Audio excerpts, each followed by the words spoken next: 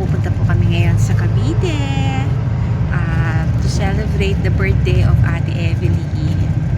Dun po ang bahay nila ni Kuyang. So masayang masaya po kami. Nag-commute po kami ng kuya ko. Ito po.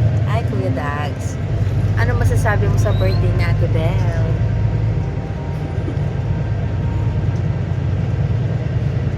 Sana mahaba pa ang buhay niya.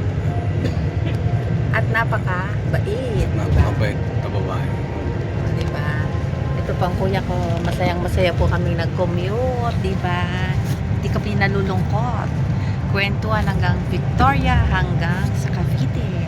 So, maraming salamat Ate Bel sa buhay mo. Napakabuti mo sa lahat ng pinagdaanan kong hirap, pagsubok. Hindi mo ako pinabayaan, na doon ka lagi. Bago pa ako magka-problema, iiyak pa lang ako. Yung tulong mo nasa ATM na. Kaya maraming salamat sa iyo. Pagpalain ni Lord ang buhay mo.